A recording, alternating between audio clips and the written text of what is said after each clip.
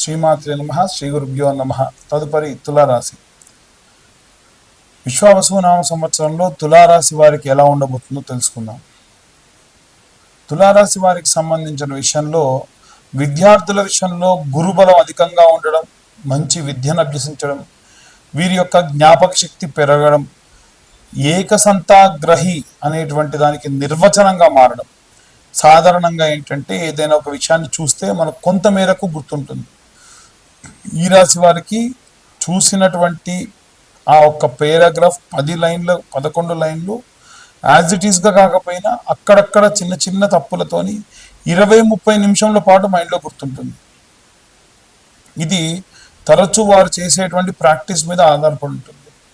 గృహిణుల విషయానికి వస్తే సాధారణంగా వీరికి నక్షత్రాధిపతి రాహు అయిన కారణం వల్ల ఊహలు, ఆలోచన విధానములు తీవ్రంగా అధికంగా ఉంటాయి. కాబట్టి వీలైనంత వరకు కూడా వీరు ఆలోచించేటప్పుడు వాటిని ఆచరణలోకి తీసుకొచ్చేటప్పుడు నలుగురిని అడిగి ప్రయత్నం చేయడం మంచిది. ముఖ్యంగా ఇంట్లో ఉన్న గృహిణుల విషయానికి వస్తే ఈ విధంగా చేయడం మంచిది. వ్యాపారస్తులు, ఉద్యోగస్తుల విషయంలో గత సంవత్సరం కంటే చాలా బాగుంటుంది. గత సంవత్సరంలో వీరికి ఎన్నో రకాలైనటువంటి ఇబ్బందులు, ఎన్నో రకాలైనటువంటి మానసికమైన ఒత్తిడి, పని సజావుగా సాగుతున్నా డబ్బు సమయానికి వచ్చినా అవన్నిటికీ సంబంధించి మేనేజ్ చేయడం కొత్త అయిన సందర్భంగా ఇబ్బంది పడ్డ వాళ్ళు చాలామంది ఉంటారు. ఈ సంవత్సరం చాలా వరకు కూడా వాటన్నిటిని అధిగమించి అలవాటైపోయింది, మేనేజ్ చేసుకోగలం అన్న కాన్ఫిడెన్స్తో ఉంటారు. ఇది మంచి శుభ పరిణామం అని చెప్పవచ్చు. ముఖ్యంగా చూసుకున్నట్టయితే అందరికీ, అన్ని వర్గాల ఉన్నటువంటి వారికి కూడా కిడ్నీ రిలేటెడ్ ప్రాబ్లం కానీ, యూత్రస్ రిలేటెడ్ ప్రాబ్లం కానీ, వెన్నుకు సంబంధించినటువంటి ప్రాబ్లం కానీ, మోకాళ్ళ నొప్పులు కానీ, ఇవన్నిటి వల్ల చాలా ఇబ్బందిగా ఉండేటువంటి అవకాశం ఉంటారు. ఖచ్చితంగా సర్జరీస్ అయ్యేటువంటి అవకాశం ఉంది. చాలా చాలా జాగ్రత్తగా ఉండండి. ఇక చూసుకున్నట్టయితే చేతి వృత్తులు, కుల వృత్తులు, రైతులు ఎవరైతే ఉంటారో 2 పంటలు వేస్తారు. రైతులు సాధారణంగా ఏంటంటే ఎంత భూమి ఉన్నా ఒకే రకమైనటువంటి పంటలు వేయకుండా 2-3 పంటలు వేసి ఒకదానికి పురుగు వస్తే ఇంకొకటి దానికి కూడా పాకకుండా ఉంటుంది అని చెప్పి ఆపుతారు. అదృష్టవశాత్తు అన్ని పంటలు మంచి దిగుమతి రావడం, అనుకున్న దానికంటే ఎక్కువ ధనం రావడం, చాలా ఆరోగ్యవంతమైన ఆనందకరమైనటువంటి వాతావరణాన్ని చూడడం, ఇవన్నీ కూడా గోచార రీత్యా చెప్పేటువంటి విషయములు మాత్రమే. పూర్తిగా మీ జాతకం విశ్లేషణతో మీకు కావాలి అంటే మీ పేరు, మీ డేట్ ఆఫ్ బర్త్, టైము కింద ఉన్న నెంబర్కి వాట్సాప్ చేయండి. పూర్తిగా మీ జాతకం గురించి విశ్లేషణతో తెలుసుకోండి. అయితే ఈ యొక్క విశ్వావసునామ సంవత్సరంలో గ్రహ సంచారాలు, జరిగినటువంటి ఎన్నో రకాలైనటువంటి మార్పుల వల్ల, గతంలో చూసినటువంటి ఎంతోమంది జనుల యొక్క మానసికమైనటువంటి తత్వం వల్ల వీరు కూడా మంచి ఉత్తమమైనటువంటి ఆలోచన వ్యవస్థకు వస్తారు. అనుకున్న పనులన్నీ కూడా అనుకున్న సమయానికి పూర్తి చేస్తారు. ముఖ్యంగా వీరు దక్షిణామూర్తి యొక్క స్తోత్రాన్ని చదవడం చాలా చాలా మంచిది. ఇవి ఈ యొక్క తులారాశి వారికి సంబంధించి. అసలు ఉగాది అంటే ఏమిటి, ఈ ఉగాది కాలములో ఏ ఏ దేవతార్చన చేస్తే మంచిది అన్న విషయాన్ని ఇప్పుడు మనం తెలుసుకుందాం. శ్రీమాత్రే నమః, శ్రీ గురుభ్యో నమః. మాకి అసలు ఉగాది అంటే యుగమునకు ఆది అని అర్థం. అసలు ఈ ఉగాదికి ఒక పేరు వస్తుంది సంవత్సరానికి. ఇప్పుడు అంతకు ముందు వచ్చేసి వికారి, విరోధి, క్రోధి, విశ్వావసు. ఈ సంవత్సరం విశ్వావసు నామ సంవత్సరం అని వస్తుంది. అసలు ఏంటి పేర్లు, ఎలా వస్తాయి అని చాలామందికి సందేహం ఉంటుంది. వాస్తవంగా ఒకప్పుడు నారద మహామునీశ్వరులు విష్ణుమూర్తి దగ్గరికి వెళ్తే, స్వామివారి దగ్గరికి వెళ్ళి, అయ్యా అసలు ఈ వివాహం ఏంటి, ఈ సంతానం ఏంటి, ఈ యొక్క వివాహం గురించి మోహించి జనులందరూ ఆ మాయలో ఎందుకుంటున్నారు, దీనిని విష్ణుమాయ అంటారంట స్వామి అన్న వెంటనే స్వామివారు ఏమన్నారంటే, అవునా నారద, అదేమిటో తెలుసుకోవాలని ఉందా అంటే, చిచ్చి ఇవన్నీ నాకెందుకు, అసలు ఇదంతా ఉత్తిదే, ఇవన్నీ ఏం ఉండవు అని చెప్పారట. సరే నాతో పాటు భూలోకానికి రా అని చెప్పి స్వామివారికి దాహం వేస్తుందని చెప్పగా, స్వామివారికి దాహం వేయడం ఏంటి అని ఆలోచించలే తను. కాబట్టి నారదుల వారు, అయ్యో స్వామి, నేను మీకు వెంటనే నీరు తీసుకొని వస్తా అని చెప్పి దగ్గరలో ఉన్న కొలనుకెళ్ళి కొలనులో దిగగానే ఎంతో ఆహ్లాదంగా ఉండి స్నానం చేద్దామని స్నానం ఆచరించి మునిగి తేలగానే నారద మహామునీశ్వరులు స్త్రీమూర్తిగా మారిపోయారు. అత్యంత సుందరంగా మారిపోయారు. మంచి జడ వచ్చేసింది. బాహ్యంగా సౌందర్యంగా చాలా బాగున్నారు. ఆయన నారదుడని విష్ణుమూర్తితో పాటు వచ్చాడన్న సంగతి మరిచి అక్కడ ఉన్నటువంటి ఉద్యానవనంలో ఆయన సంచరిస్తూ ఉంటే అటుగా ప్రయాణం చేస్తున్నటువంటి మహారాజు చూసి ఆమెను మోహించి 60 మంది సంతానాన్ని కన్నాడు. ఆ 60 మంది సంతానమే ఇప్పుడున్నటువంటి ఈ 60 సంవత్సరాలు. అయితే సంతానం మీద ప్రేమ, మోహము, ఆకాంక్షతో నారదుడు స్త్రీమూర్తిగా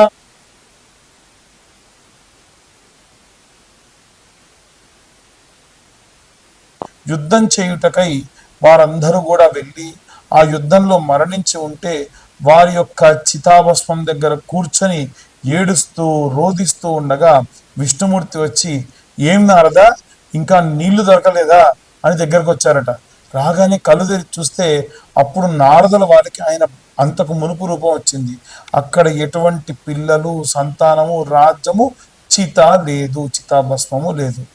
వెంటనే ఈ యొక్క నారద మహామునీశ్వరుడు ఇదంతా కల్పితం కాదు, పూర్తి విష్ణుమాయ, దాన్ని నేను అనుభవించానని చెప్పి బ్రహ్మదేవుడి దగ్గరికి వెళ్ళి 60 సంవత్సరాలుగా మార్చి మానవ జీవితంలో ఈ 60 సంవత్సరాలు ఒక్కొక్క సంవత్సరము యుగమునకు ఆదిగా ప్రారంభమైన రోజు నుండి ఒక్కో సంవత్సరానికి నా సంతానంలో ఒక్కొక్కరి పేరు పెట్టండి అని చెప్పారట. అలా ఆ 60 సంవత్సరాలకి కూడా 60 తెలుగు సంవత్సరాలుగా మారి ప్రతి సంవత్సరం మనము ఉగాదిని జరుపుకుంటూ ఉన్నాం. ఈ యొక్క సంవత్సరం విశ్వావసునామ సంవత్సరం. ఈ సంవత్సరం అందరికీ చాలా చాలా ఆనందంగా ఆహ్లాదంగా ఉండాలని కోరుకుంటూ అందరూ కూడా మీ యొక్క నిత్య నైమిత్తిక కార్యక్రమాలన్నీ కూడా దిగ్విజయవంతంగా పూర్తి చేయాలని, ప్రతి ఒక్కరూ నిత్యము సూర్యోదయాన్ని చూడండి. సూర్యోదయాన్ని చూస్తూ ఆరోగ్యం భాస్కరాదిత్యేత్ అన్న మంత్రం చెప్పడం వల్ల అందరి ఆరోగ్యం కూడా బాగుంటుంది. అలాగే ప్రతి సంకటహర చవితి నాడు మీరు ఈ యొక్క గణపతి యొక్క నామములను చదువుకోండి. మనకు సుముఖాయ నమః, ఏకదంతాయ నమః, కపిలాయ నమః, గజకర్ణికాయ నమః అనేటువంటి నామములు 12 నామములు ఉంటాయి. అలాగే స్వామివారికి సంబంధించినంత వరకు కూడా స్వామివారి యొక్క ఎన్నో రకాలైనటువంటి మంత్రములు ఉన్నప్పటికీ ఓం గం గణపతయే నమః అన్న మంత్రము విపరీతమైన శక్తిని మీకు కేటాయిస్తూ ఉంటుంది. అలాగే ప్రతి మాసములో కూడా మనకి మాస శివరాత్రి అని ఉంటుంది. ఆ రోజున శివనామస్మరణ చేయడం చాలా చాలా శ్రేయస్కరం. మనందరికీ ఎంతో సులువుగా ఉండుటకై పంచాక్షరి మంత్రం ఉంది. ఓం నమ శివాయ అన్న మంత్రాన్ని 11 సార్ల నుండి 108 సార్ల వరకు కూడా చదవడం చాలా చాలా శ్రేయస్కరం. అలాగే ప్రతి ఒక్కరూ కూడా ఇంట్లో ఉన్నటువంటి తల్లులు మీరు చిన్న గౌరవం చేసుకొని ప్రతి శుక్రవారం నాడు కూడా శ్రీమాత్రే నమః అని చెప్పి పచ్చకర్పూరం కలిసినటువంటి కుంకుమతో కానీ కుబేర కుంకుమతో కానీ ఎవరైనా మీ భర్తలు వ్యాపారం చేస్తూ ఉంటే గనక వారి కోసము మీరు కుబేర కుంకుమతోని కుంకుమార్చన చేసి నిత్యం వారికి మీరే బొట్టు పెట్టి పంపించాలి. దానివల్ల ఉన్నతమైనటువంటి ఉద్యోగాభివృద్ధి కలుగుతుంది, ఉన్నతమైనటువంటి వ్యాపారాభివృద్ధి కలుగుతుంది. నిత్యం మీరు ధరించడం వల్ల కూడా ఎంతో ఎంతో ప్రశాంతత పొందుతారు. ప్రతి అమావాస్య నాడు దగ్గరలో ఉన్నటువంటి అమ్మవారి ఆలయంలో చండీ హవనాలు జరుగుతూ ఉన్నాయి. కాబట్టి ఆ చండీ హోమంలో పాల్గొని అక్కడి నుండి భస్మం తీసుకొని రావడం వల్ల ఇవన్నీ సెక్టార్స్గా ఎందుకు చెప్తున్నాము అంటే మన నిత్యం కొలిచేటువంటి దేవీ దేవతలందరూ కూడా మనకు రక్షగా ఉండాలి.